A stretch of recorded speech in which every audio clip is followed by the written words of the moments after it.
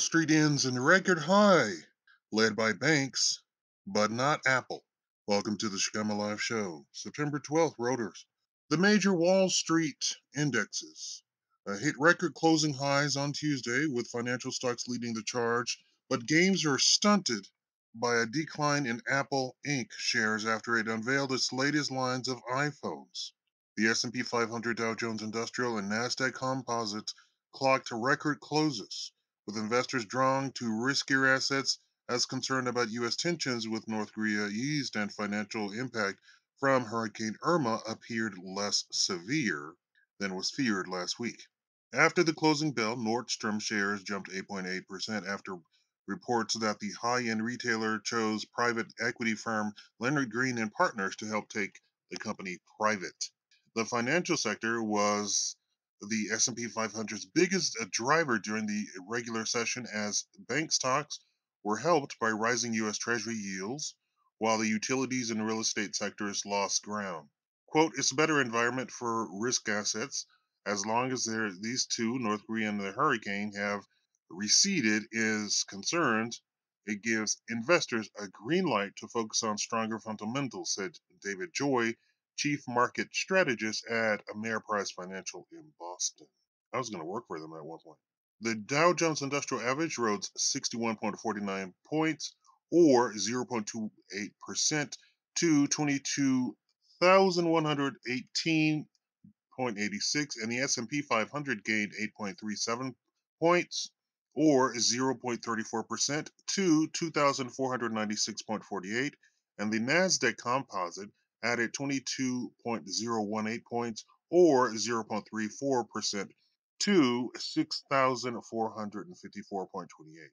Concerns about Hurricane Irma's impact receded as it weakened to a tropical depression, while investors shrugged off U.S. President Donald Trump's comment that the latest UN sanctions on North Korea were only a very small step and nothing compared with what would happen to deal with the country's nuclear program. Quote, "A lot of it is the realization that the latest hurricane wasn't as devastating as the U.S. as people feared," said Tim Grisky, chief investment officer of Solaris Asset Management in New York. Apple's shares closed a volatile trading session at 0.4% lower at $160.86 after rising as high as $163.96 following the unveiling of its 10th anniversary edition of the iPhone. Apple's release date of November 3rd was later than some investors had expected. While some investors cited worries about whether Apple would face supply shortages, others said traders were just taking profits.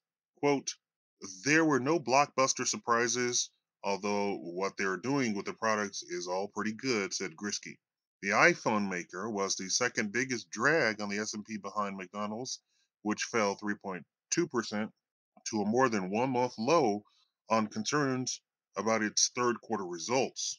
Financials, the biggest upward driver in the S&P, rose 1.2%, helped by a 1.8% jump in the bank subsector.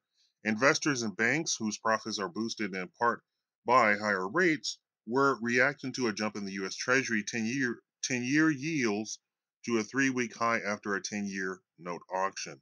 Also, Goldman Sachs rose 2.2% to 225 225.95 cents after it unveiled a growth plan that could add as much as $5 billion in revenue annually.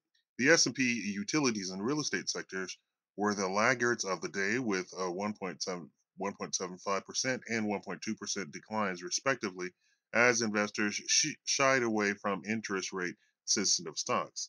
Advancing issues outnumbered declines once in the New York Stock Exchange by a 1.71 to 1 ratio. On Nasdaq, a 1.70 to 1 ratio favored advancers.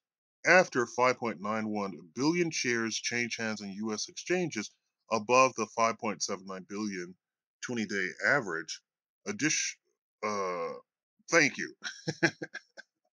Thank you for watching the Shakaama Live Show. It seems that I will be reporting more on the Apple rollout, 10-year anniversary rollout. in the following videos. Thank you for watching the Shakaama Live Show. Make sure to like the video and share it. Thank you.